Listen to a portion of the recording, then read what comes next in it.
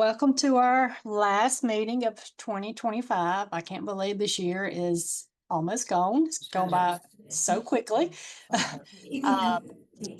So we've got about 125 participants online, and I have 201. So we'll have a lot to look at and review today and discuss. So if y'all's good with y'all, we'll go ahead and get started. Kendra, yes, you're here. I see you now. Hi, Lynn. Hi. All right, so I guess at this point, we'll go ahead and establish a quorum. Education Chair Julie Freeman. I'm here. Okay. Pediatric Committee Chair Kelly Roker. All right. PI Improvement, Rama Stevens or Ashley Bullington. This is Rama, I'm here. Wonderful, thank you. Registry Kelly Vaughn, she's here. And Injury Prevention, Crystal Smith. Hey, sorry, Kelly Roker's here. Oh, yay, good. Okay. Here, and I Hi, think Crystal. my co-chair is also here, maybe.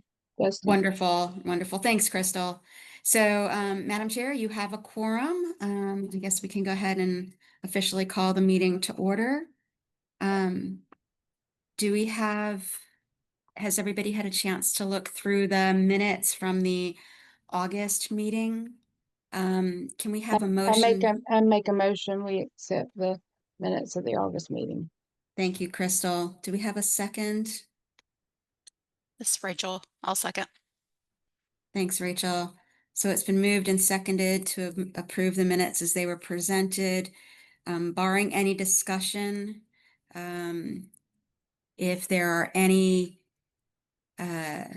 If there's any disagreement, please speak up. Otherwise, we'll just assume silence is approval.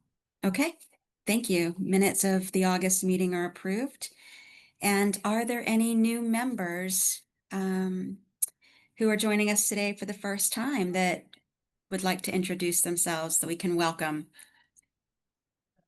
I'm Anna Claire Cesario. I was just hired on as the trauma program manager here at Atrium Navicent. Welcome, Anna Claire. Thank you. Yes, welcome. Good to see you.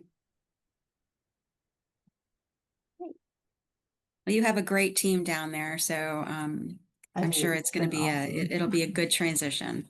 Good. Thank you. All right, I think that's it. Thank you so much. And with that, we'll go ahead and hand over the rest of the meeting to you, Madam Chair. Okay, thank you, Kendra. Appreciate it. Thank you.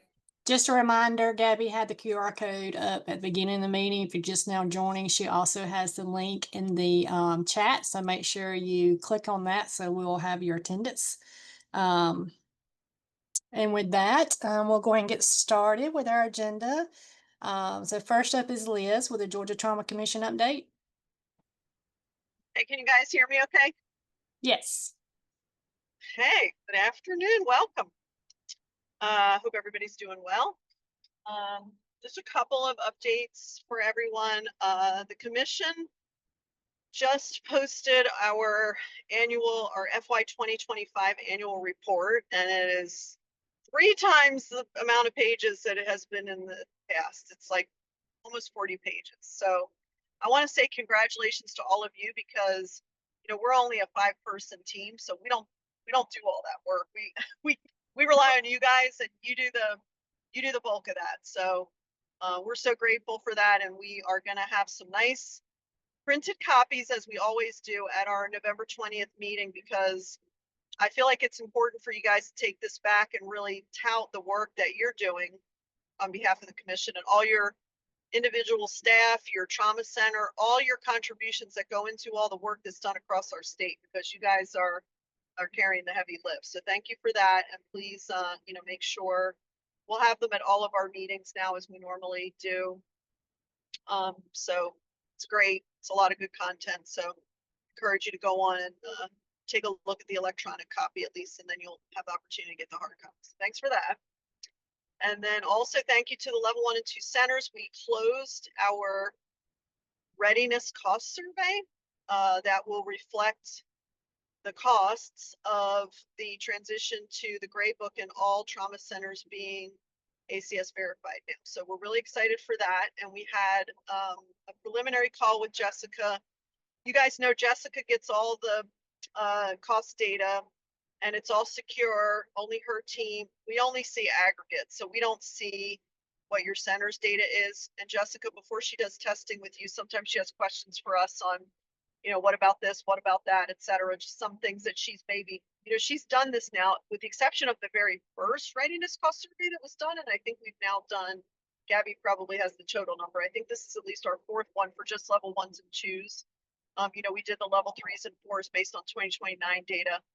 But I will just say, I don't want to, just a little teaser here, but the numbers are pretty big. Okay. So thank you. That just means you guys got down into the weeds and really got down dirty and did a lot of detail. So that's what we need. And it's great. It's going to be great to have this data. We can't wait to crunch it and get it back out to you so you can see. And the timing around this was such that we would have it prior to the legislative session, because it's always nice for us to be able to give an update on what that, you know, Dr. Ashley's always saying the 7 cents on the dollar, you know, so we definitely want to have that.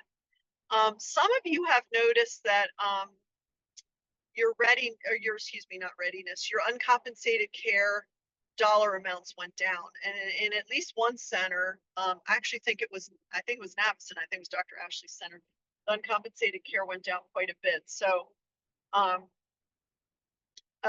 that just means that your claims were less or your validated claims were less. So we're working with Jessica to come up with kind of a mechanism, because we want to just kind of have an eye on that in the beginning so that you're not, you know, surprised when you get your number of uncompensated care that it's down a little bit. And she doesn't compare it from prior years. So we plug it into your formula for uncompensated care, because all the trauma center monies are divided up by formula. So it basically just spits us out the number, and then of course all the checks and balances, we make sure it's good, and then we go back and, you know, we did validate that those claims were such that what they were. So either more patients are being picked up, which is good, that's a good thing, but you know, it certainly hurts when you're expecting to get money and you don't get it. So while we want there to be better coverage for your patients, some of you I know set up separate accounts for that, for either your readiness or uncompensated care money. So we want to have a better process to be able to say, you know, hey, based on the claims data that came in, this is what a prospective payment might look like, especially because we get pretty good heads up on what monies are actually coming our way for the next fiscal year, which allows us to have better planning. And as you know, the way we restructured readiness payments now, we have much better forward view of that. So want to just get you guys in a place where you know exactly what's coming in, because budgets are hard enough to manage. So that's that. And then I happened to be at the ACS COT meeting, and I happened to get some time with Avery Nathans. And the level 4 standards, he says they're going to be out in February. I will believe it when I see it, but we're all waiting for those level 4 standards to come out. Interestingly enough, just as a side note, the college is very interested in how AI can be used for registry, not to take the place. I don't want any registrars on the call to think that, you know, the college is interested in, you know, a total AI takeover of the registry, but more about just in general, how can AI glean information from the medical record and make the job more about validating data and less about actually, you know, doing that hard work of, it just seems so, it seems like double entry to have access to information that, you know, cannot get over to your registry. So more interoperability. I mean, that's the promised land. We all really want that, but it's just been so hard. So they're really interested in how, you know, they can use registrar skills to really be the validators of items and not necessarily having the tasks of the key entry piece. So, and having a way to have AI to increase the accuracy around what's captured from the medical record. So really interesting discussions and ideas floating around about that. So I'll keep you guys posted the more I hear about that. It's nice being able to be involved in some of that stuff from the STN side and being able to kind of hear what conversations are going on around that. In addition, the rural pillar is really starting to take shape now. Now that's another thing where that's been in progress for 2 years now. But they think they want to have three essentially overarching dedicated, I'm not sure what you would call them because rural itself is a pillar, but three areas that they kind of focus on. And one obviously is going to be education, because education is a huge thing. And then competencies and things. How do you maintain not only knowledge, but skill set? And then another thing which I thought was really interesting and very outside of the box for the college was community of providers. So they're even really expanding their minds to say, hey, in some really rural centers, is it even the ED doc that's the appropriate person to be the trauma medical director, or could it even be an APP that could have some capacity for medical direction, which I think is great because you want the person who's taking care of the patients to actually be in that role. So the fact that they're even looking at that is, I think, really that kind of outside the box thinking is going to really propel us forward, because a lot of centers just can't fit that box. And when you look across the country, it's what some of the critical access hospitals look like. If we're going to expand access in those areas, we need to be really flexible. So I'm really happy to hear some of the stuff that they're thinking about rural. So rural folks, if you're in the level 4 centers and some of our level 3 centers are in more rural areas, I think their focus is on you and how to not make things harder for you and how to help you. So I was really tickled to hear that. Again, any more information that that I come privy to, and all this was talked about at their they actually have their rural pillar has its own meeting. So so all that was passed along at that rural pillar meeting. So it's really great news. And in terms of societies, if you were not aware, the Eastern Association for Surgery and Trauma, or EAST as it's known, is having its annual meeting at the Georgia World Congress Center on January 20th to 23rd. So I don't believe EAST has ever been in Atlanta. AAST was in Atlanta once. And it's a great opportunity if you have folks who need trauma-related CME. At least your medical directors still need that.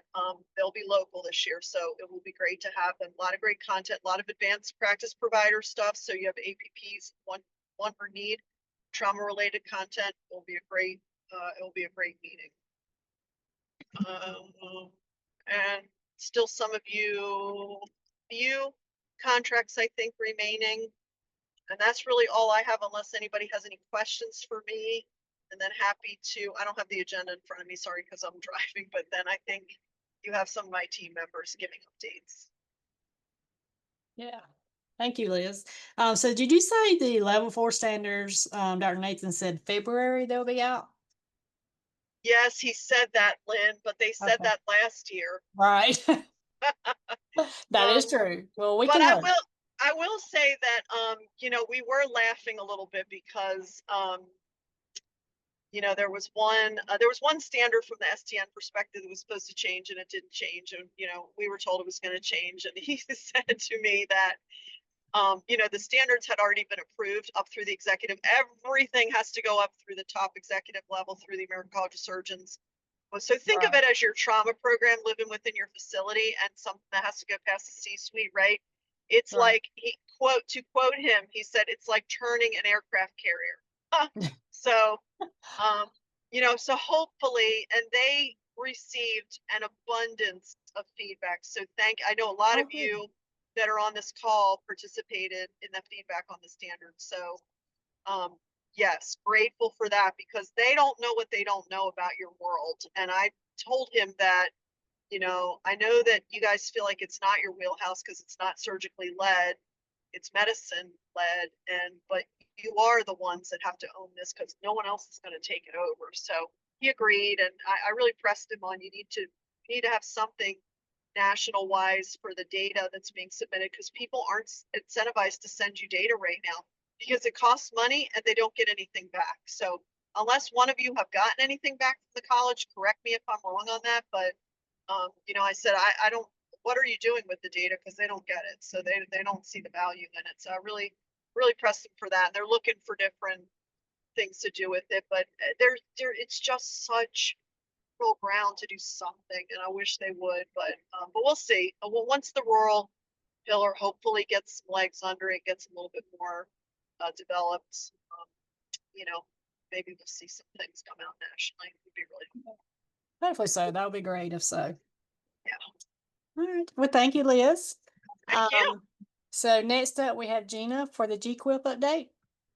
Hello, everyone. So several things on my list. The 2026 GQuIP Data Dictionary has been finalized, and it is posted on the GQuIP Data Resource page. I'll put the link in the chat for everyone if you don't have that readily available. Thank you very much to Gabby for getting the dictionary posted there and the resource documents to go along with that. On the Arbormetrics front, we are almost done with the testing of the VTE metrics build. So we should close the testing out hopefully by tomorrow, and they will be working on moving that to production. So I am fairly confident that we will see that go live for everyone mid-November. So we had several kinks to work through, but we have worked through them, and it's looking really good now. So so I'm excited about that dashboard for everyone. So the GQuIP scorecards, the first iteration that went out with the first quarter's data, Sarah is working very diligently to get the second quarter out for everyone, and those are kind of a work in progress. So we're happy to get some feedback from those when y'all get those.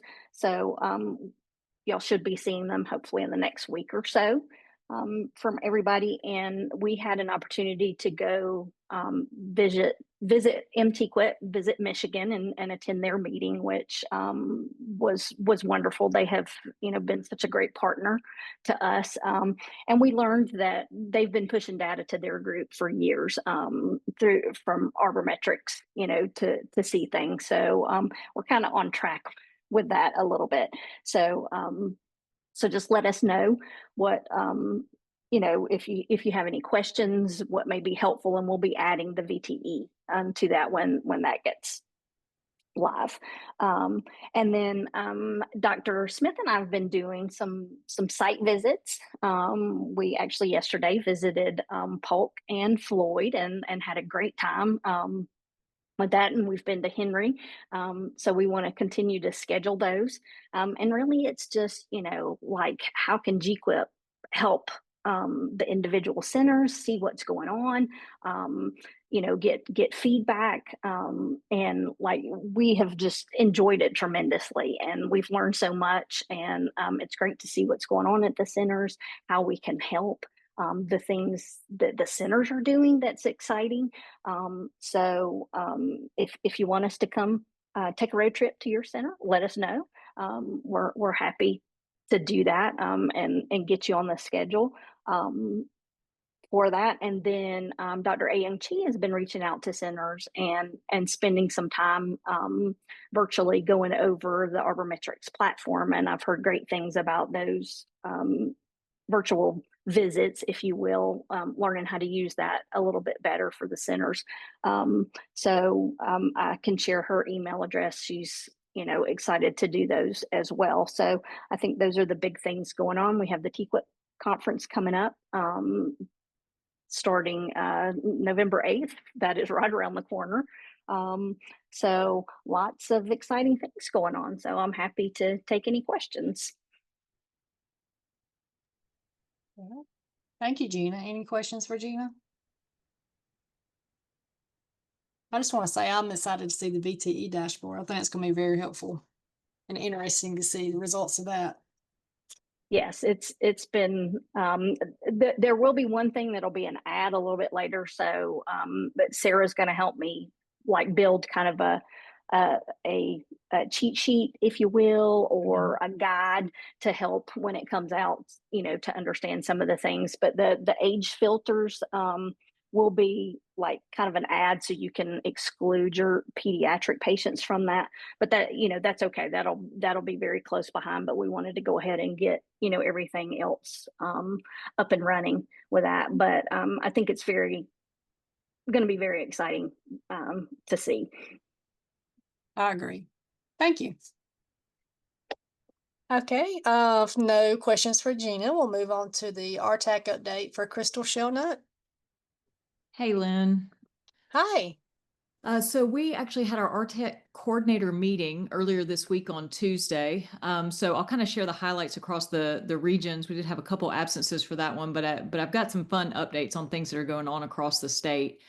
First, as a group, we completed the Stop the Bleed applications, ended on October 15th.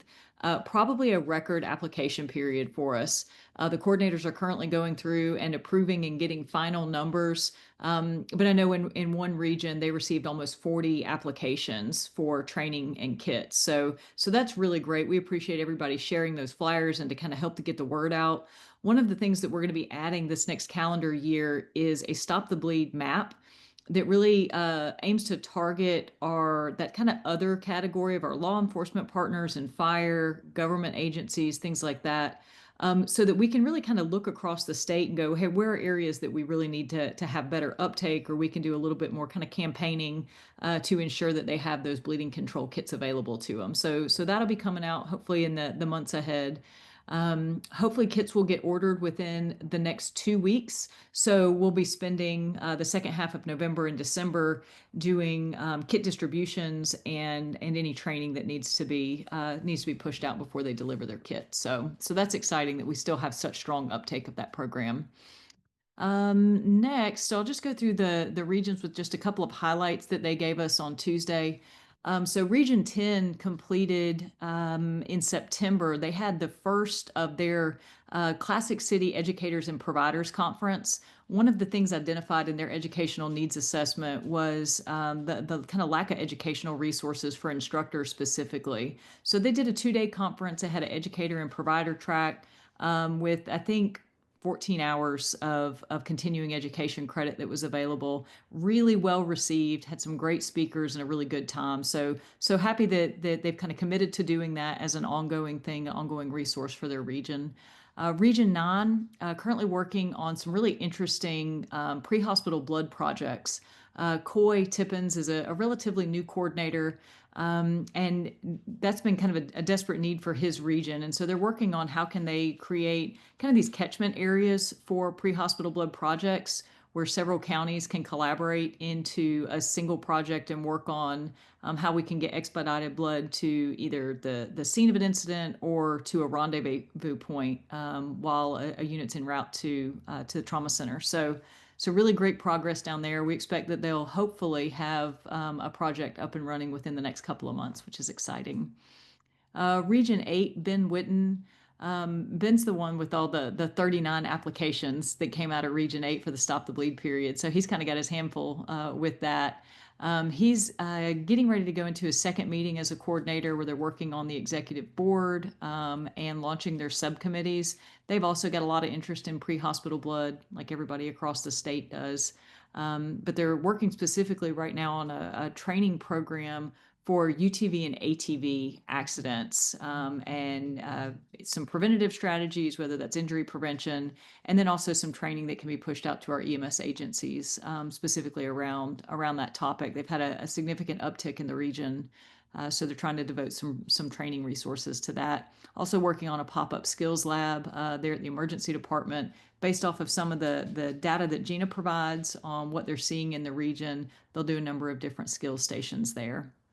Region 4, we've got Jay and Rachel have completed matter of balance training and moving and grooving.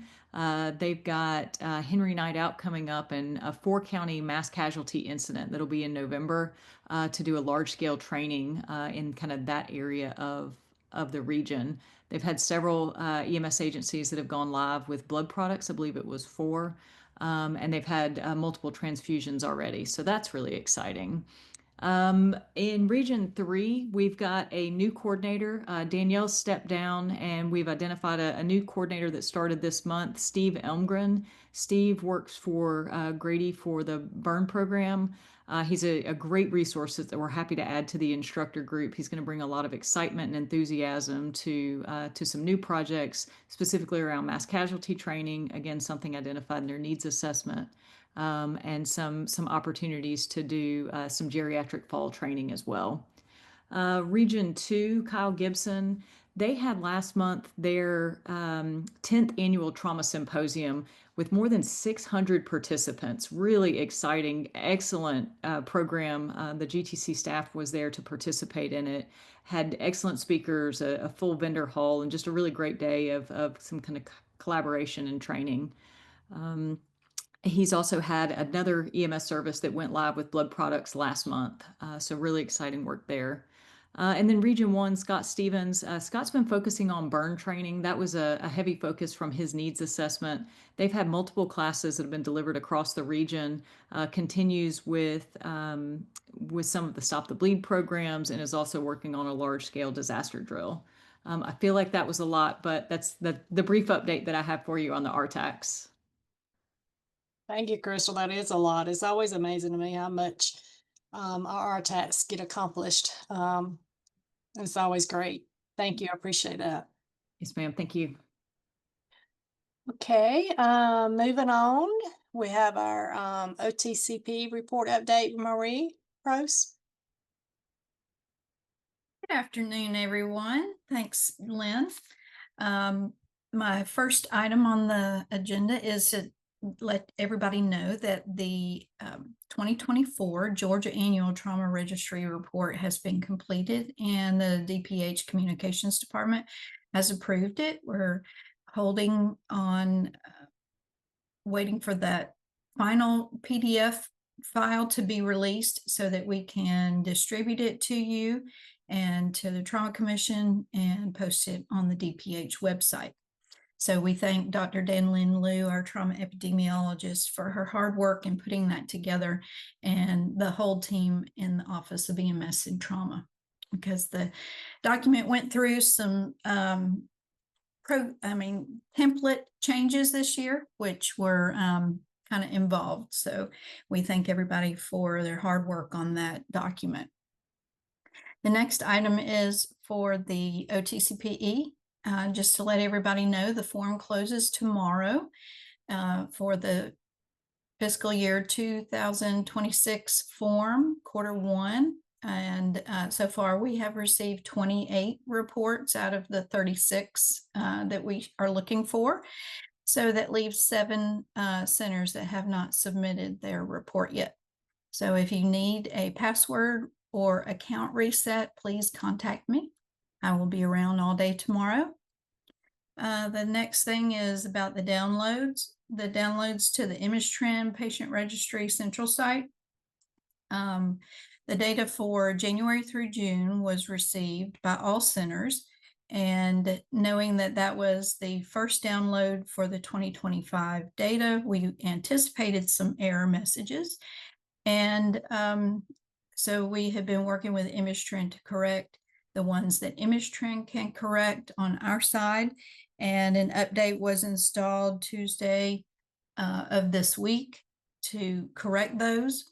And in order for your records in the central site to be updated, we will need a new download from you.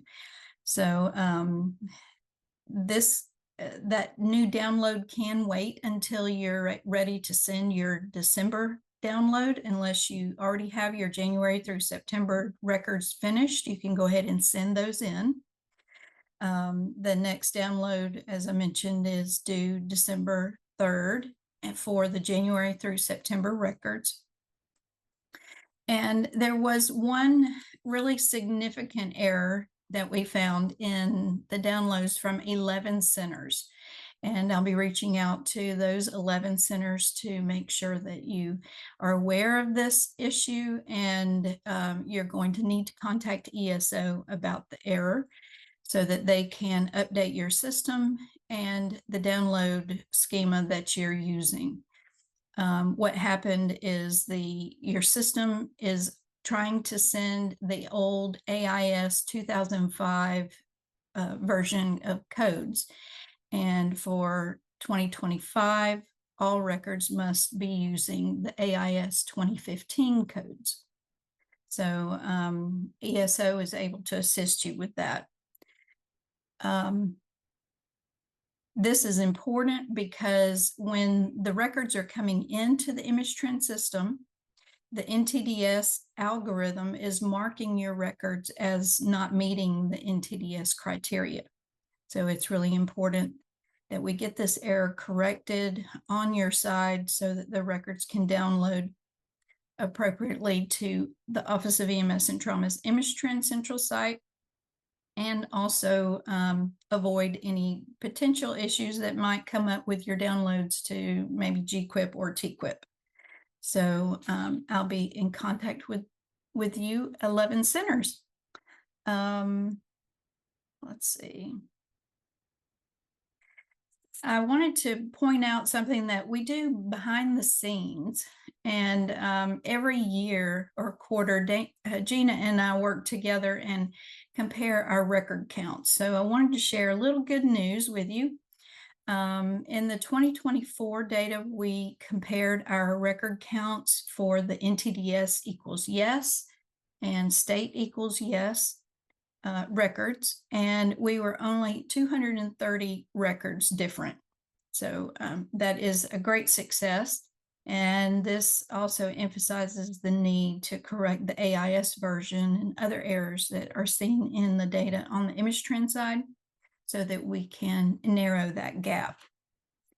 The last item I want to bring up is a call for any EMS or hospital name changes for the year-end updates. We do get the EMS name and provider numbers out of the GEMSIS system, but you may know of some changes that we don't, or something that you're needing updated in your registry. And I will share those updated lists on the Basecamp site and be able to email those out to you.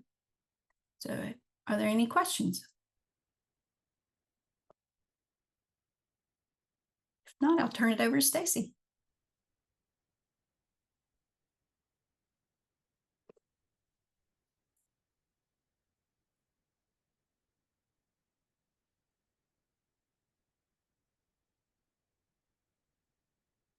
Not sure if she's on the call.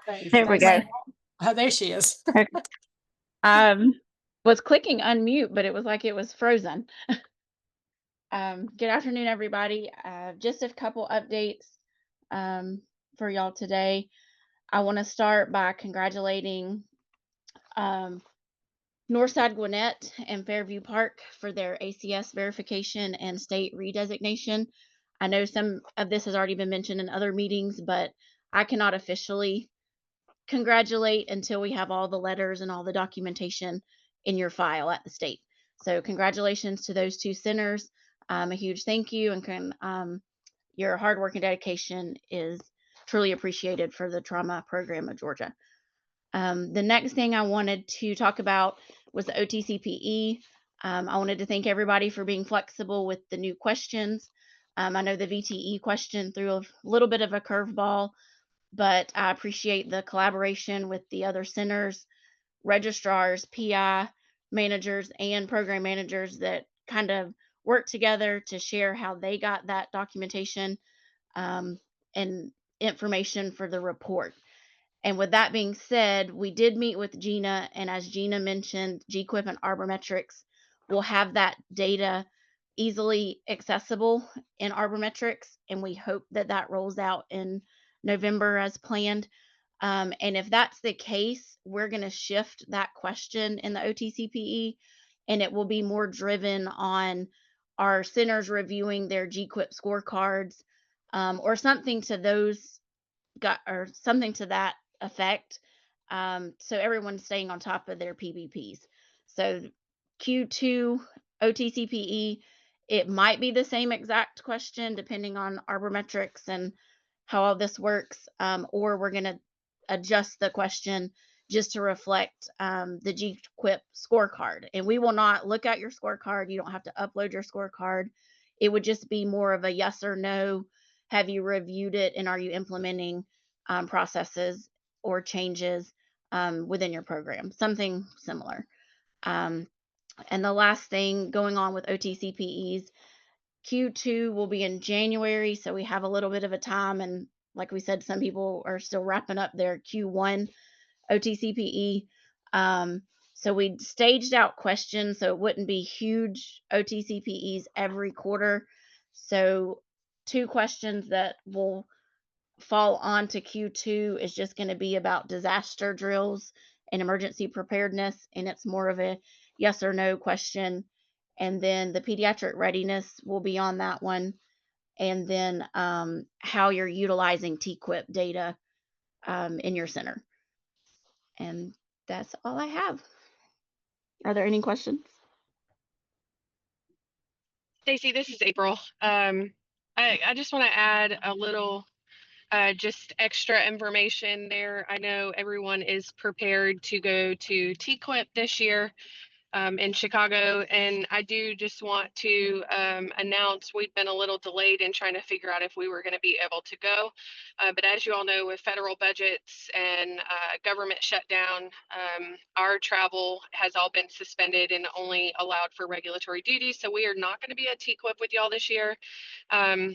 I would, however, ask if anybody wants to fill us in and maybe meet and discuss anything that you hear that you think could be relevant to us in our state. That would be greatly appreciated.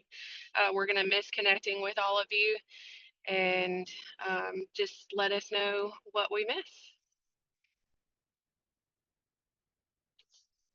Well, perfect. Thank you, April. Hey, that y'all are going to miss it this year. I'm sure all of us will come back with lots of information. It's always a great conference. I always come back with gaining a lot more knowledge than when I left. So I'm sure a lot of people will be reaching out to you for the information. I'll be sure to take notes as well.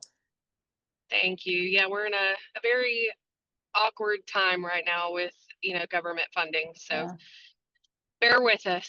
We'll be there with y'all in spirit. Okay, thank you. Any other questions for Stacy or Cheryl? I mean, April or Marie? I said Cheryl because she just texted me. She was unable to make the call.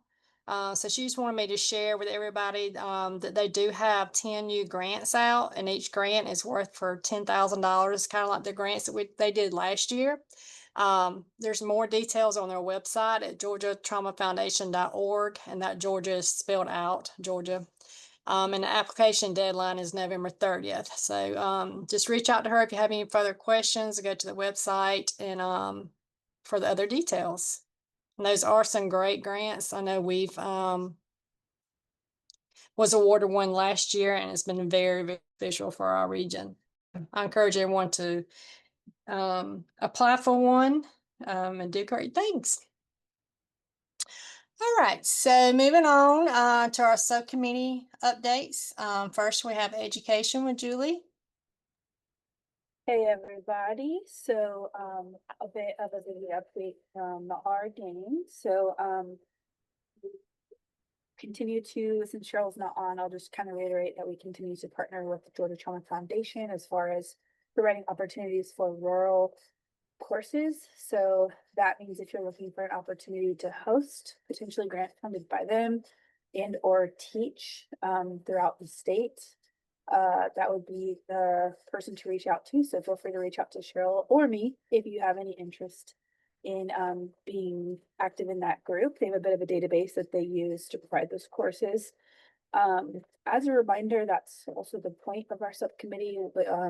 The most robust part of our meeting is to sort of update each other on all the potential course offerings around the state. So if you're not a part of the group and you'd like to be, email me, I'll add you to the list. It's a great interactive group, and that way we can share all the trauma program rounds, all the symposiums, any other course offerings. Everybody always has needs for things like ATCN, ATLS, etc.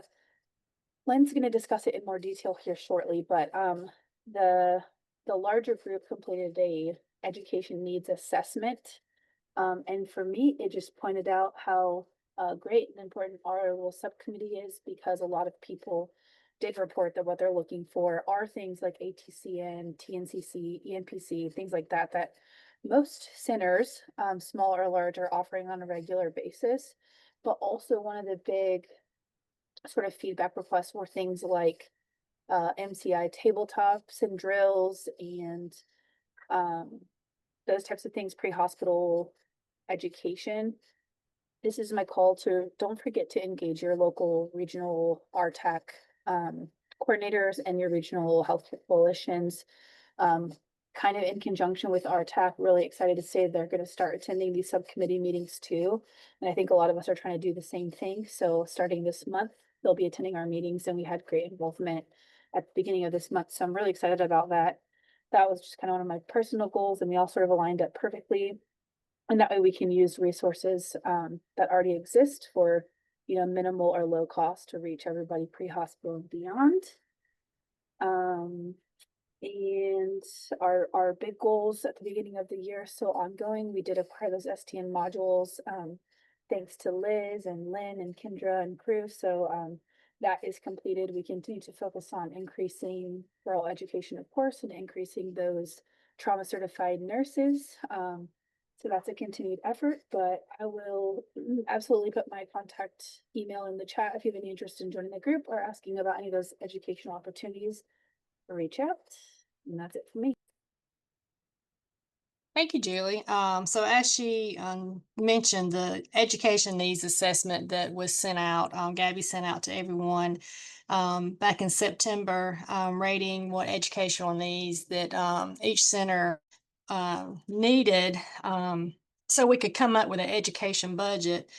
We had 31 respondents, and each were represented from each trauma center level. We had 8 from level 1 centers, 9 from level 2, 7 from a level 3, 5 from a level 4, and 2 for non-designated centers. So I think it was a good representation from all centers.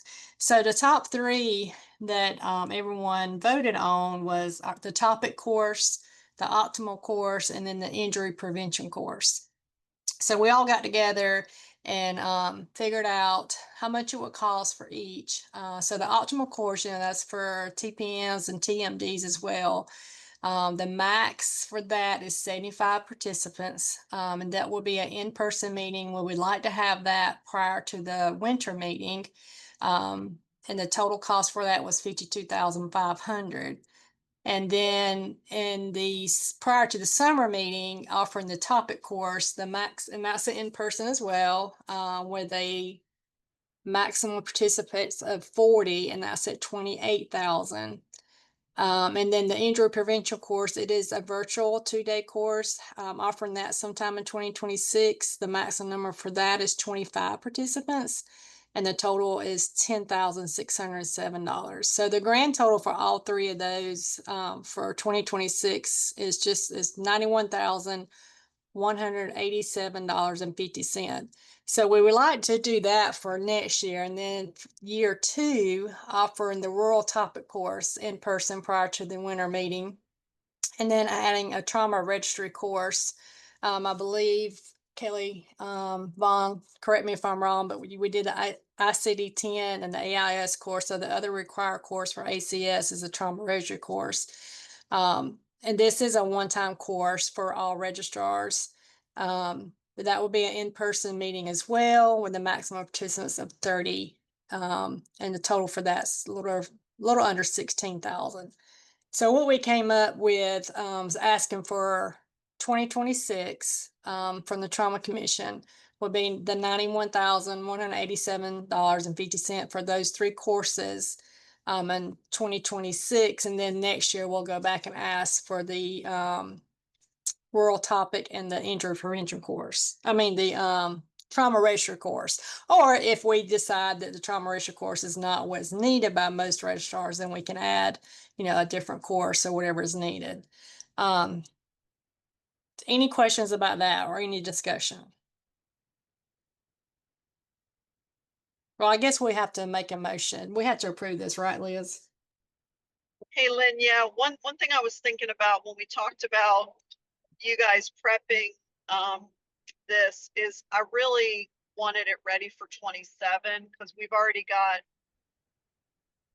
have 26 monies allocated. Now, we always have leftover money but it becomes a little bit of a logistical challenge to try to get your courses scheduled. So I'm sorry, I'm a little talking out loud here, but the reason I wanted you to take it up now is because we will have to be proposing 27 budget. So my goal was to really get this all squared away so we'd have it for 27. Now that probably seems like it's really far off for you guys, but maybe what we could do is instead, because we've already got the contract done and we actually, for the winter meeting, we actually just signed the contract for the summer meeting, which is going to be in Jekyll, but we still probably could add on to the summer meeting for you to have topic, and that would be 27. Okay. So I would just go ahead and approve it, but not, or, get a motion and approve it if it's what everybody wants. And just leave the fiscal years off of it. If I can work it in, spreading it and doing something this year, we will. But I just don't want to, when August, when we talked about this at the Macon meeting, it was basically get it together now so we can have a placeholder in the 27 budget. Okay, Okay. that makes But if sense. so we'll do if we can do some stuff early, we will do it. Okay. But Okay. I just don't want to promise you guys and hurt everybody's feelings. The whole goal is this. I love what you did about coming up with a, year one, we do this, year two, we do that. And I would just keep doing that. And if you feel Okay. like certain courses you want to just rotate, or, maybe you have a 3-year cycle, maybe there's 3 other courses you want to do or something. It's nice to have it on kind of a rotation, but yet still be able to have flexibility, be responsive when other needs come up or new courses are developed or whatever. So, yeah. Hey, Lynn, can you hear me? Yes. All right, this is Kelly. My computer died, so I'm on Kendra's computer because we're together. And just to give everybody a point of reference, from a registry perspective, we've spent close to $70,000 the last 2 years on classes. So 90,000 is not it's not a big stretch. Yeah, I was freaking out when I saw the total and I was like, y'all, am I asking for too much? So Kelly, that was a good reminder. That is a lot. We did do a lot for the registry, the ICD-10 courses and all that. So that's good to point out to everybody.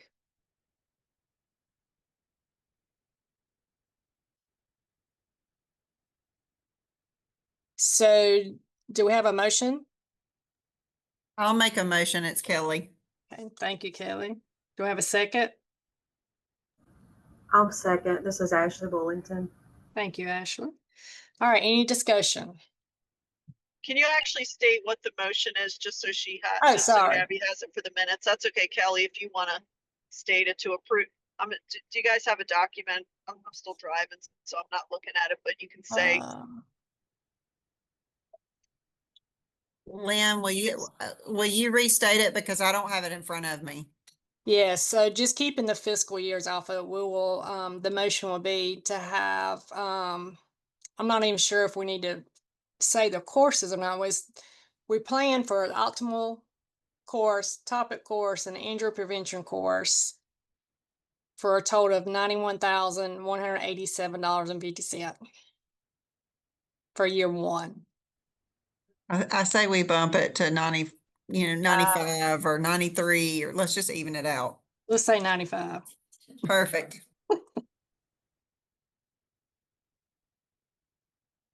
Okay, so the motion will be for $95,000 to offer the optimal course, topic course. Both of those will be in person, and then the virtual injury prevention course.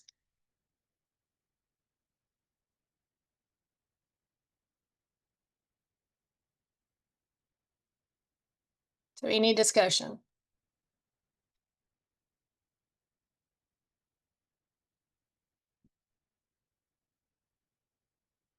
Okay. So we'll just take, if there's any objections, if not, then we'll have silence as approval. So are there any objections to this? Okay, hearing none, motion passed. All right, thank y'all very much. And thank you to all the subcommittee chairs. Done a lot of work getting all this together, and Kendra crunching all the numbers and getting all the information for all the courses. So I really appreciate y'all. All right, moving on for our pediatric subcommittee is Kelly Roker. Lynn, did you want to make your year 2 motion too? Oh, yes. Did you have an amount for that? Yeah. Okay. So the year 2, okay, let's back up. So the motion for year 2 would be the rural topic course, and the trauma registry course, and the total for both of those will say 40,000. So she needs a motion for that and then a second. Motion to approve. This is Ashley. Thank you, Ashley. Kelly Roker. Thank you, Kelly. Any discussion?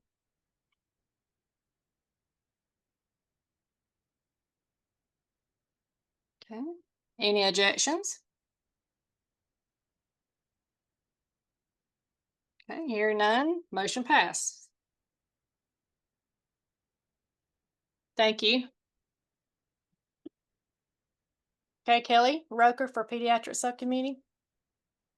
Hey, everyone.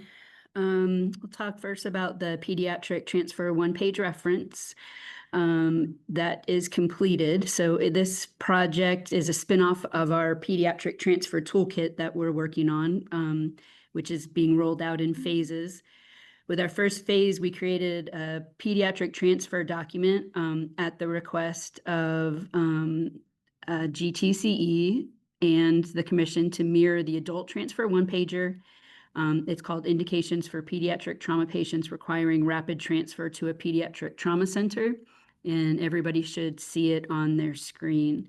So we are waiting approval. It was approved by our committee. We're waiting for approval from this committee and the commission.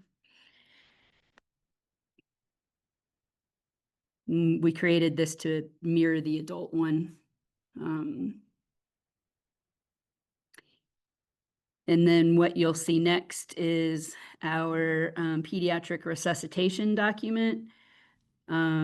It's a quick reference for assessment, stabilization, and transfer of pediatric trauma patients that we would like to transform into a trifold for pre-hospital and ED providers. Our goal is for this document to be available for rural trauma centers, and Dr. Smith would also like to have this available at the rural trauma course that's organized by Dr. Mabes.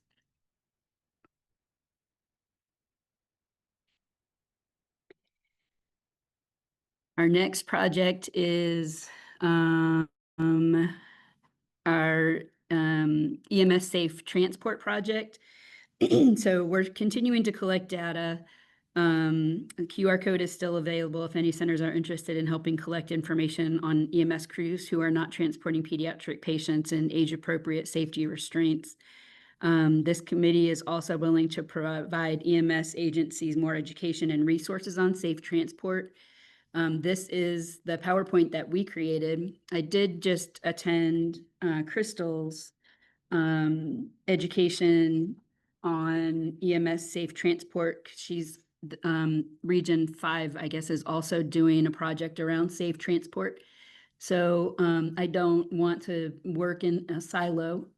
So I feel like we need to get together with that group and figure out how we can help each other get this education out and what exactly we want to use. So I did ask that this group and the commission approve this educational PowerPoint to go on either GTCE or Trauma Commission template.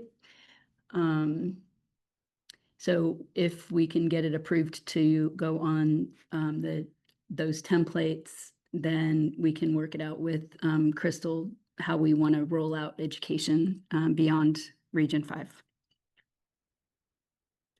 Any questions on that? Hey, Kelly, it's Liz. Can you add the TMD group to that approval list too, Yes. for all sorry. of it? Awesome. Thank Yes. you. Yeah. Sorry. Yeah. It's on my, I skipped it. It is on my sheet. Awesome. I figured. I knew I knew the verbally yes. Okay. Yep. Thanks. Yep. Thank you. All right. And then our next project is that we're currently working on is the pediatric imaging toolkit that was originally released in the spring of 2019. It's yet to undergo a revision. So our committee is currently in the process of, we actually finished the lit review. Everybody was very helpful in getting their lit reviews back in a timely manner. So we are ready to roll with this revision. And I know that this pediatric imaging toolkit was extremely popular after its release in 2019. And although not much has changed, a lot of graphics have changed since then. So it definitely needs a facelift. And I think it'll be just as well received this year or in 2026 as it was in 2019. So we're really excited about that. And then whole blood transfusion, PED centers are still having meetings to discuss use of whole blood and TXA. CHOA is currently about 6 months into the MATIC-2 study, which is the massive transfusion in children 2 study. Biggest concerns are dosing, titer, and availability. So if the recommendation is made to use whole blood on pediatric patients, we feel like a lot of education is going to be needed. So far out of our study, we do realize that. And I think that's all we have. Does anybody have any questions?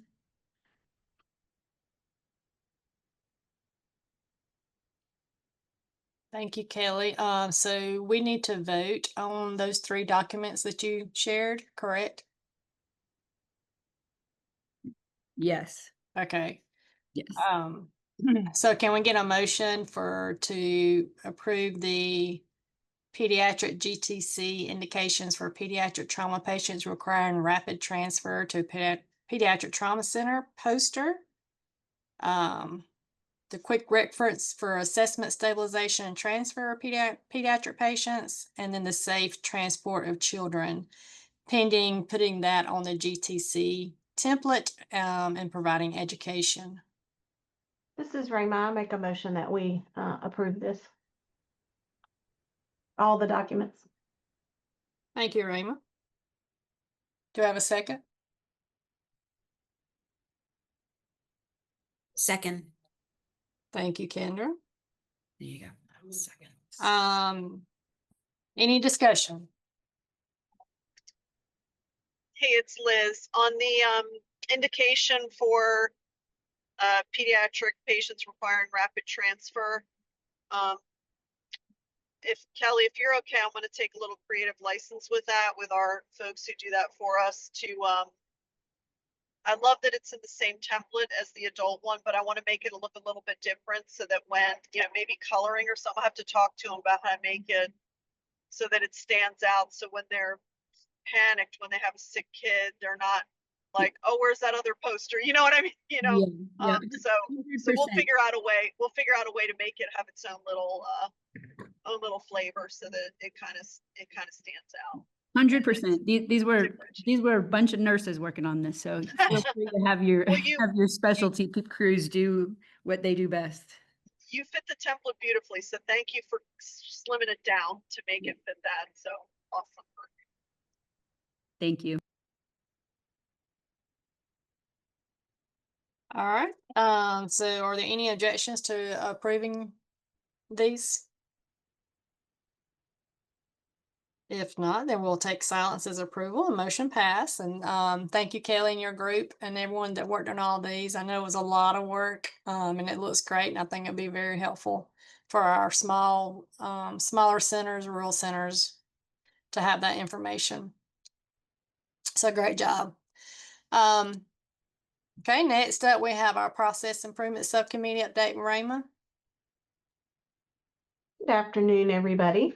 Our last meeting was in August. It was a very well-attended meeting and everybody participated so well. That was probably the most participation I've ever seen since I've been in this role and attending these meetings.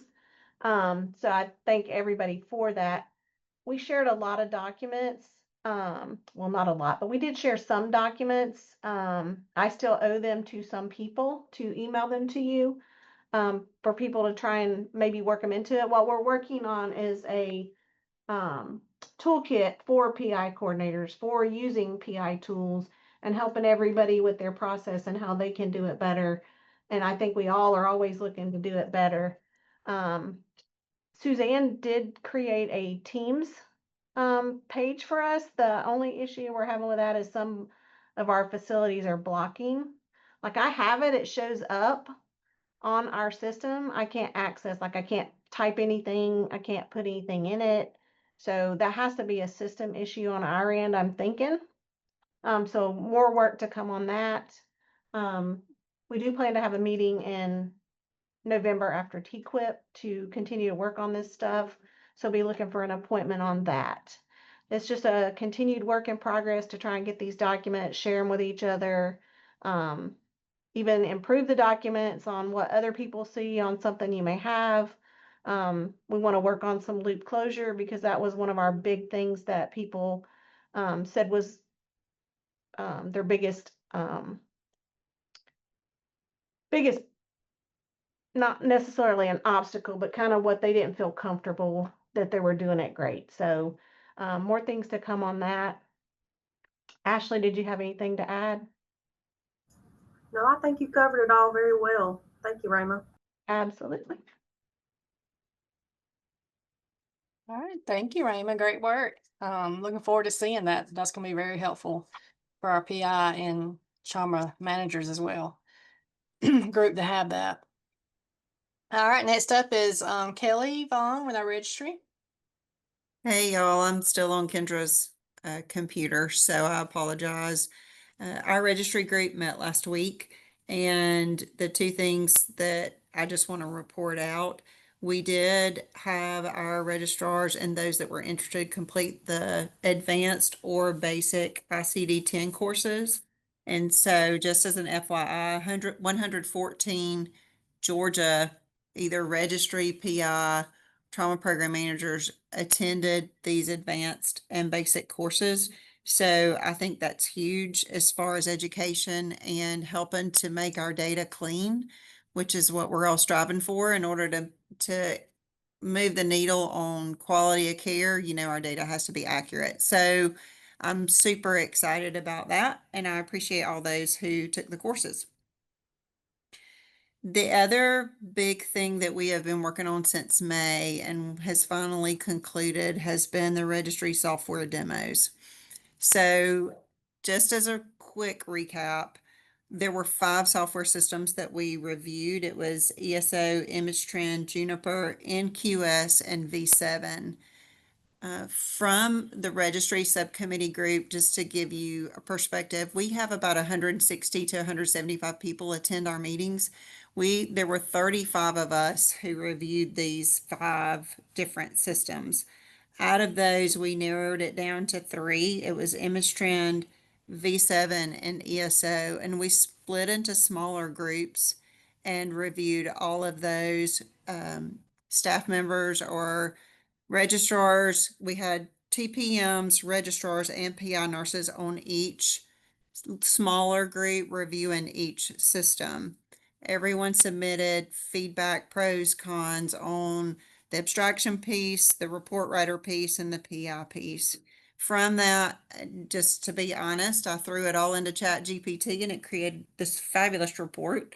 And then Sarah Parker, who is amazing, had this idea to make it a little more objective into a weighted scale. And so she shared a weighted scale that Grady had been using to work through the same process. So we took those 3 and those 3 registry software systems, and we plug them into the weighted scale. So the first thing I want to say before I tell you the one who weighted out the highest, the first thing I want to say is none of the registries have everything trauma centers need. None of them are ready. And so, but saying that, based on the current information that we have, the DIV7 is the one that scored the highest on the scale. The highest you could get was a 95%, and they scored 56%. Image Trend scored 48, and ESO scored 25%. Now, there are some things that we can talk about. If people want more additional information, and we need to have a sideline open forum time where people can ask questions, that's fine. I'm willing to do that. Another thing that was announced that just got announced the day before, I think, the registry subcommittee, is that DI and ESO have announced a collaborative effort for a legacy trauma adapter, and that's going to allow the centers who have used ESO or V5 in the past to migrate their data into the new ESO product or the new V7 product. So, that is something to consider moving forward. The other thing is that all registries are working on meeting the ACS TQIP January 1, 2027 real-time migration mandate, but none of them have achieved it. So, in summary, we all recognize that we were listening to sales pitches, and we all recognize that there's still a lot of work to be done. But as of now, when you look at all 3 on paper, V7 meets more of the needs than other registries at this time.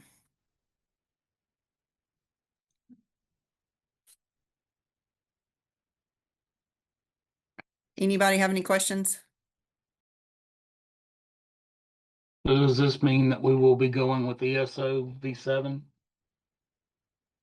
I don't know what that means right now. I think we were asked to just look at this and see what we, as the people who are the end users, felt like would be the best product. I don't think anyone has a warm and fuzzy feeling about any of the registry software systems. The biggest concern right now is the January 1, 2027 data abstraction, real-time concurrent upload to TQIP is less than 15 months away, and no registry system is saying that they have achieved it yet. And that's hard to swallow. V5 is saying that, ESO is saying they're going to sunset V5. They say they're going to give us an 18-month window. They've not announced it yet. So there's a lot of unknowns.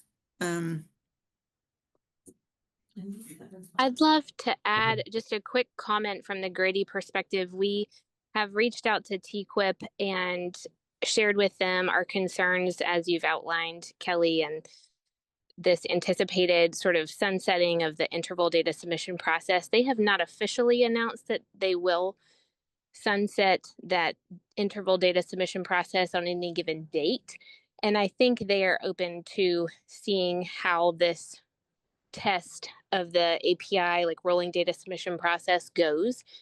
That being said, in addition, they are willing to meet with us. So hopefully during TQIP, we will have the opportunity to chat with Jim Lynch, and I don't know who else from his group, but we do have an audience with them to share our concerns about the sort of instability in the market right now as it relates to vendors who can meaningfully accomplish everything that's necessary for what trauma programs need. And I know that our needs are varied across our various levels of centers in Georgia, but if anybody is going to be at TQIP and or has particular things that we can relay, please feel free to reach out. We definitely are wanting to, share the concerns of not just ourselves at Grady, but broadly as well. So just wanted to add that piece, Kelly. Thank you.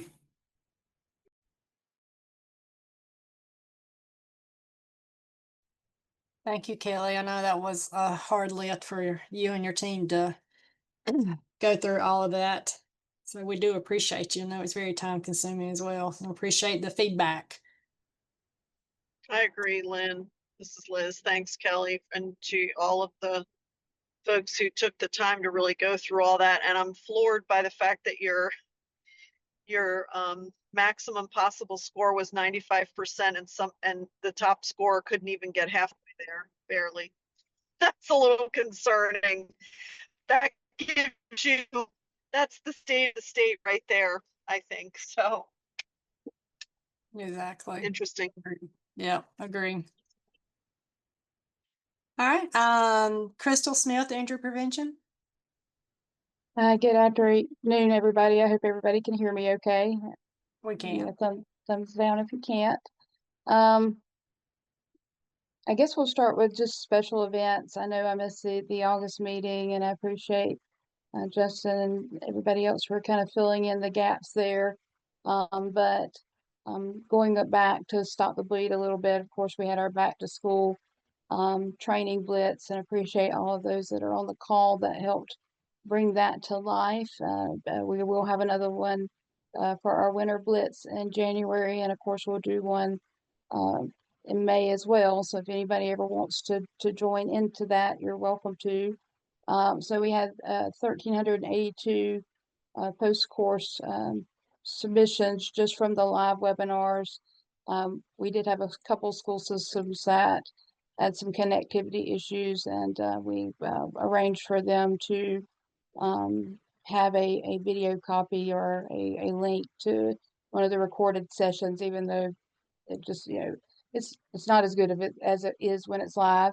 But overall, we did 18 live sessions as a group, as a team.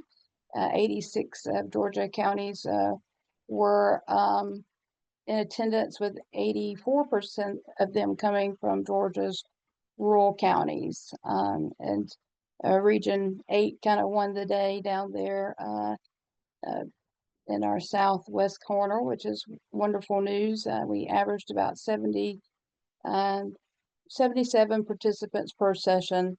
So it's just a great team approach as always. I just want to give kudos to everybody that helped. It was very well received, and we enjoy doing those. I want to thank the Georgia Trauma Foundation for sponsoring some of the door prizes, along with our healthcare coalitions sponsoring some of the door prizes that are going out to participants as well. So we greatly appreciate that. With that being said, last month was sort of like May, where we had everything going on at once month. We had a lot of fall prevention efforts, and a lot of folks got a lot of traction and ground with the fall prevention initiatives that they were doing. We had our meeting earlier this week and gave everybody an update on a matter of balance and bingo size. So sounds like folks are doing really well with their matter of balance programming, and we're still kind of waiting on.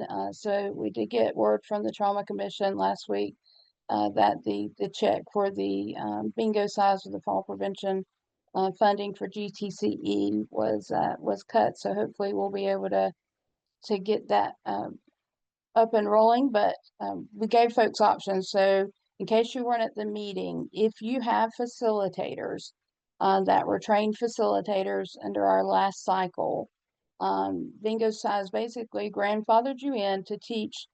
You certainly still need to get the renewal facilitator training once we make that available to you. And so once we make it available, we'll give you kind of a deadline for getting that done. For new facilitators, as long as you're teaching with those folks that are currently facilitators, whether it's within the trauma system, whether it's within our area agencies on aging or our senior centers, you're welcome to continue to partner with them You don't have to be a trained facilitator if you are training and doing the course with your trained facilitator partners. We do want to get everybody trained as facilitators. And so if you're not in that boat and you want to get on the bingo size programming train, we do still have a few passes to take the facilitator train. I think we're down to just a handful. So we really want to limit those to just those folks that are looking to start programming within the next couple months, not exploring whether or not they will be doing programming, but they know they want to do the bingo size program. They've got somebody on the hook to do it with, and that kind of thing. So if that should cover everybody within our system. If you have any further questions, just kind of let us know. And I want to thank everybody that kind of helped work with Bingo Size and get that discussion kind of remedied until we can get them the funds from the Georgia Trauma Commission to get everybody renewed or get those new folks that want to come on board. We'd like to see 12 centers come on board with doing the bingo size programming. And it's okay if you're not doing bingo size all the time. We have found it helpful to kind of, sometimes we're doing more bingo size and then sometimes we're doing more matter of balance. We love both programs. And we rotate through our audience and kind of keep everybody abreast of doing it. That's perfectly okay. We're currently, I know several of you have a matter of balance programs going on. We currently have a small virtual one going on that was kind of based on referrals from some of these fall prevention events that came through September. So if you'd like to see how the virtual one goes, let us know, and either myself or Nicole can give you the access to being able to participate in that that group. That group is kind of a bunch of known participants to us, and I don't think that group would mind having visitors. Most of you know, though, other matter of balance programs are considered to be a little bit more closed. In regards to traffic injury prevention, we talked a good bit about, or Julie did actually, about the Let's See program and some of the programs that they've got coming up in the spring. And also, Lawrence and Justin kind of talked a good bit about the Shattered Dreams program. So both of those programs are ongoing. Shattered Dreams just got some new funding from the Governor's Office of Highway Safety. The Let's See program is a bit more targeted to areas where the data suggests they have a high need for that type of programming, whereas the Grady folks and their Shattered Dreams initiatives, they're looking for partners, they're looking for trauma centers to partner with them in executing that. I'm going to pause for just a minute and ask if any of those folks want to say any more to this group before I move on. Yeah, this is Stephanie, the program manager for Shattered Dreams. And we do have a demonstration in collaboration with Piedmont Henry at Stockbridge High School if you would like to stop by next Thursday. You know, if you're in like the hood or anything. It's 10 a.m. and it will be for about an hour.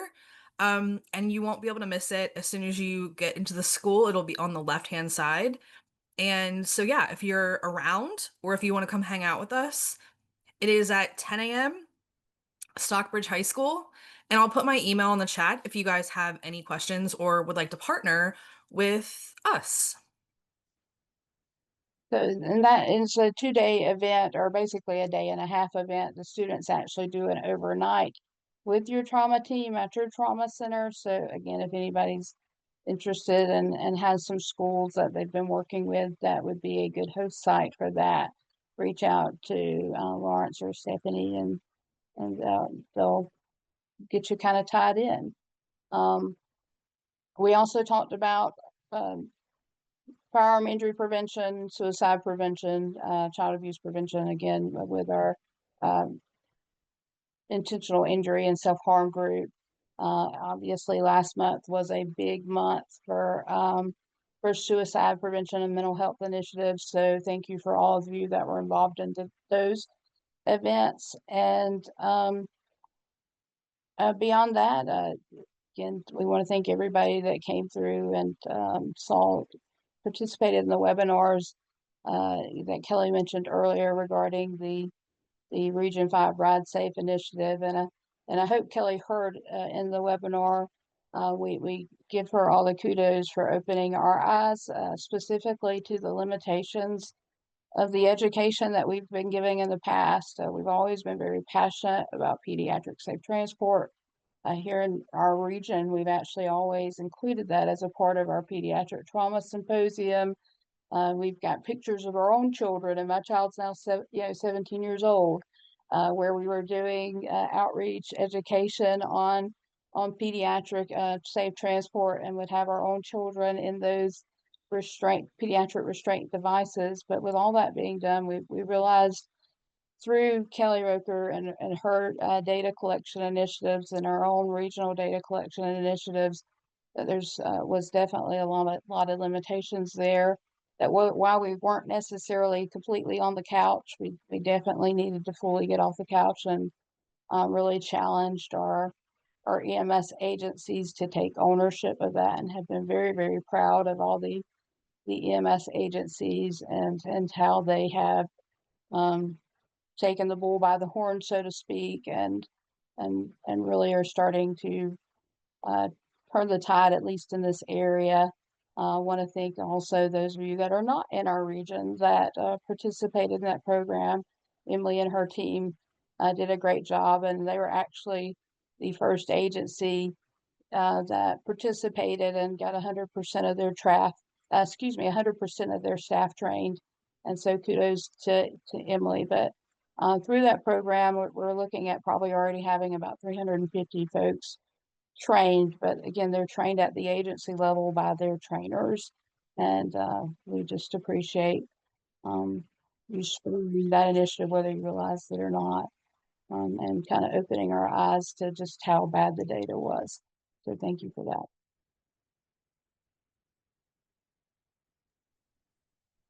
Thank you, Crystal. That's a lot. So if anybody ever gets bored, you need something to do, just reach out to Crystal. Yes, I always have a job for everybody. I'm just kidding. She does. No, great work, great work. Thank you very much. I appreciate all y'all do for the state. It's lots of education, lots of training going on. So we appreciate you. All right, so next up, some more voting. I feel like we've done a lot of voting during this meeting. So we need to look at our meeting dates for 2026. And I know Gabby went through, made sure none of these conflicted with any of our national or state meetings. I think that she sent these out with the minutes as well, or the agenda items. Yes, and I'll put up the Mentimeter. I don't know why there's a yellow line between the PDF. It's okay. It's okay. No worries. But these are the dates. Just hold them in your memory, because once I put up the Mentimeter, I'm not sure if those will pop up for the vote. I'm going to switch over. Please hold. All right. So everybody will need to scan the QR code. I also put the link in the chat. And then once you scan it, you should see all set to go. So you'll just hold there until we progress the slides. Looks like we've got about 90 folks on the QR code. So we'll go ahead and progress. And here is the vote for the proposed meeting dates. And you just click yay or nay and submit. It looks like the majority is in favor of those meeting dates, so I will send those out possibly next week. So you guys have that on your calendars. And then, Lynn, did you want to tease up the next item for vote before I transition? Yes. Yes. Thank you very much for doing that, Gabby. I appreciate it. So unfortunately, our next thing we have to vote on is for our new GCTE vice chairs. You know, I sent out an email a couple weeks ago that our dear friend Kendra is leaving us in a couple weeks, and she will be definitely missed. She's done a lot for the trauma system in Georgia, and although we'll miss her, we do wish her much success in her new role. I think Kendra wanted to say something right quick about before we voted on this. Thank you, Lynn. I thought I was going to be okay, but now I'm going to get a little bit like, now I'm getting a little sad even thinking about it. But I just wanted to thank everybody for their friendship and for their support. I've been in this role for the last 9 years at the Children's Hospital of Georgia as the pediatric trauma program manager, and just the friends that I've made, the professional relationships that I've built, it's just Georgia has been very good, and I'm going to miss you all very deeply. And just know that if you ever come to Maryland, I have 2 extra bedrooms, and I will hold them for my friends. So thank you all for your support, and I'm going to miss you deeply. Thank you, Kendra. We'll certainly miss you, but we know we'll keep in touch as well. So with that, so we did a call for nominations, and we had a great response. So we had 4 nominations for the GCTE chair for the remaining of this fiscal, whatever it is, 2 years. We just finished this year, so one more year. So we had Ashley Bullington, she's the TPM from Chris Regional. Megan Dawson, she's a TPM from Kennestone. Brandy Fitzgerald, the TPM from Phoebe Putney, and then Becky Gaskins, the trauma director at Grady. It looks like the voting is tampered off. Okay. That's what I was supposed to ask you, Gabby. Thank you. All right. Well, it looks like Becky Gaskins is the majority of the vote. Like I said, she's the trauma director from Grady. So welcome, Becky. I'll be in touch. Thank you all. Thank you. I appreciate it. Okay, so next on the agenda is our standard review. So we picked 3, Kendra and I picked 3 of the standards related to transfers to discuss. So 5.12 is the first one. All 3 of these are type 2 deficiencies, and they apply to all trauma center levels 1, 2, 3, and pediatric trauma centers 1 and 2. So the first one, 5.12, is that all trauma centers clearly define transfer protocols. It includes the types of patients, a time frame for initiating and accepting a transfer, and predetermined referral centers for outgoing transfers, and measures compliance is transfer protocol. And then the third one, I asked Kelly to talk about this, and she has some slides. So we'll go through these standards, and then we'll let her talk at her slides. What she sent was very, very good. So the next one was 5.13, the decision to transfer. Again, another type 2. The definition is in all trauma centers, the decision to transfer to injured patient must be based solely on the needs of the patient without consideration of their health plan or payer status. And that's evaluated during the site visit process. And then the last one, 5.14, on transfer communication. When trauma patients are transferred, the transferring provider must directly communicate with the receiving provider to ensure safe transition of care. And this communication may occur through a transfer center. Examples of the communication documentation can include call logs, emails, and patient summary reports.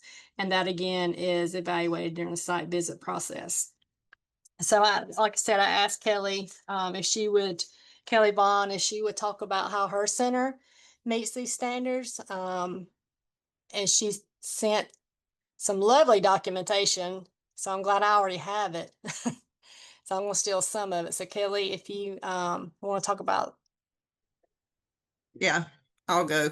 So, and I want to add to these standards, there was a webinar, and I think it was on TCAA, or it might have been a Trauma News webinar. Angie Chisholm did a review of standards on the different ACS gradebook. And one thing that she kept going back to, I made notes on my actual standards, the 5.12 talks about transfer protocols and how you have to upload your protocols. But when you get back down to 5.13, her comment was ACS is going to go back. They're going to look at your transfers out and your reasons for transfer over the course of the reporting period, and they're going to refer back to your protocol to make sure that the patients that you transferred out matched the ones that are actually on your protocol. So that's why you'll see the detail that you see in this, and this is a work in progress. So the very first thing you see is part of my DMP project a couple of years ago, where we were looking at, and I stole this from Central Florida. This is what they did, and we implemented it at our center. But basically, you establish your criteria for conditions of transfer, which marry to some degree with what the commission put out, but there were some things that the commission stated needed to be transferred that we, for EMTALA reasons, can't transfer because we have the resource. And so we narrowed those down. So you have the criteria at the top, you have the actual process at the bottom for the staff, and then the QR code in the top right is the code that links to the resource document that Gina has of all the centers in Georgia, phone numbers, all of those types of resources that are available. But then below, we took our most common facilities and contact information and we put that down. This is about an 11 by 14. It's not laminated. You can wipe it off. It's a poster that we created. It's in the trauma bays. It's in the doc office so that the physicians and the nurses have easy access to it. So that's one piece of the transfer stuff that we do. Scrolling down to the next thing. And let me see okay, so when we met in August for the GQuip meeting, I was on the time to definitive care group and we were talking about how you capture times. And I kept referring to our EMTALA form and people were like, what are you talking about? What are you talking about? So I know emergency departments have some sort of way to capture this information because by federal law, we all have to do this. But I just uploaded ours to show you what I'm talking about because ours notes the diagnosis at the top, the reason for transfer, and this is all transfers, but you've got the receiving facility, phone number, who accepted the transfer, what time they accepted it, who the accepting physician was, what time they talked, all of this information because the sheet goes with our patient and then we keep a copy of it. So this has all the information that we're talking about when it comes to trauma transfers. So there's that piece of it. And then the last piece, and I think this got distributed out. The next section, scroll down, Gabby. And I think this got submitted electronically. You guys can do whatever. Excel sheet? Because it's not in the PDF if it is. Oh, okay. Which Excel sheet did you want to use? With all the detail information. Transfer detail PI? Yes. Okay. Hold on. And I took out the MHAR numbers, but you can see the detail that this is all part of my DMP project from like a year or so ago, but we've just continued. And so this is a huge calculation of, arrival to orders, labs collected to lab results. It goes all the way through the patient's stay. And I have built this and it calculates and does formulas. Scroll over to the right, Gabby. You can capture the reason for the transfer, where they went, what time transport was called. We right now are doing, in my mind, are doing horribly bad in our transfers, but we have been having like 3 to 5 a month. And so we met with our EMS, we met with our clinical support services, radiology, lab, respiratory, the ED staff. We pulled in our stroke coordinator so that we could work on all of our transfers at the same time and see how we can improve. And flight was included in that also. And so one thing we did, we gave that criteria for transfer to radiology. Our charge nurses have it at the desk. We reviewed it with the ER docs so that everybody remembers exactly what types of patients we transfer. The other thing that EMS was very vocal about was the type of information they get when we transfer patients or when we call them for transfers. So from that, it took probably about 2 months, but we developed a transfer checklist. And I think, Gabby, I sent you that too. And this is hot off the press. We're only in week 2 of implementation of this checklist, but it's everything. So what we found in our facility, everybody gets busy and a phone will ring, and for instance, TMH will call back and ask us about the patient, or a different secretary will answer the phone, or a different nurse will answer the phone, and then no one knows where we are in the process. So we decided to do this written document. I had our print shop just make these into a true pad. It's like a glued pad, but it's a full-size sheet. And they throw a sticker at the top, and the nurse fills out part of it. So that way, if the secretary is calling for transport, or if the doc has said something to the secretary, it's one document and everything is captured.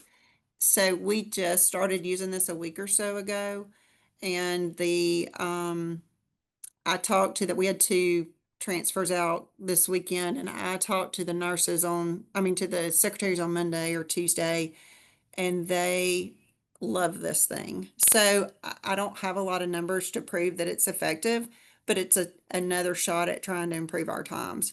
But this is another, I know this isn't part of the standard, but our standard is to try to improve transfer out times. And so this is part of that.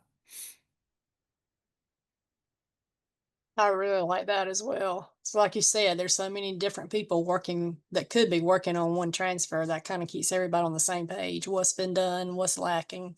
I like that. That's impressive. So, and that's coming from EMS, and our secretaries actually work together. One thing, and you'll see to the right of that, it's a facility resource list.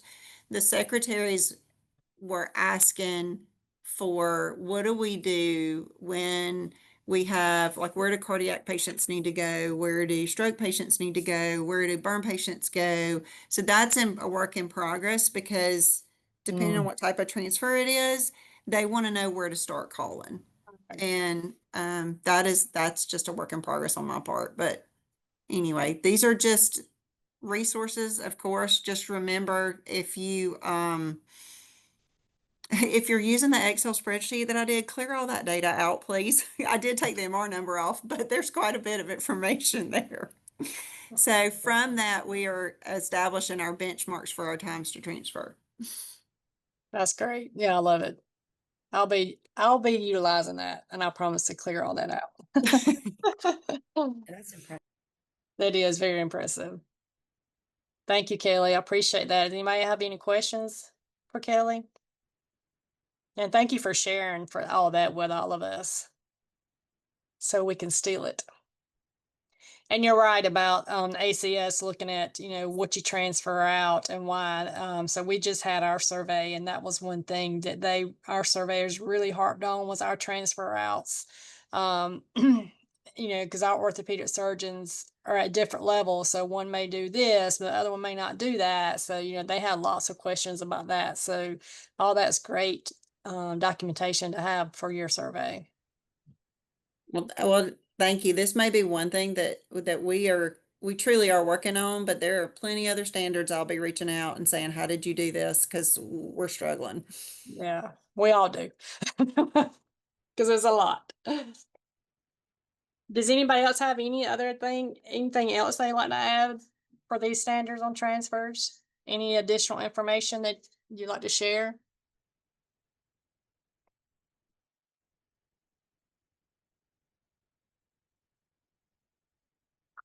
No? Okay. Well, thank you again, Kelly. I do appreciate you sharing that with us. So the next thing is shared experiences celebrations. Does anybody have anything they'd like to share?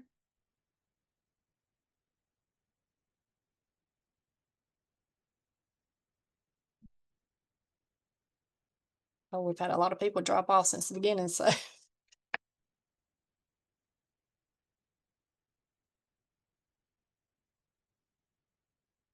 Okay, does anybody have anything else to add before we close for the meeting? Okay, I'll take that as a no. Well, I'll give you back about 16 minutes of your time. Yep, there's the sign-in sheet again, and Gabby also had the link in the chat, so please make sure you do one of those so we can record your attendance.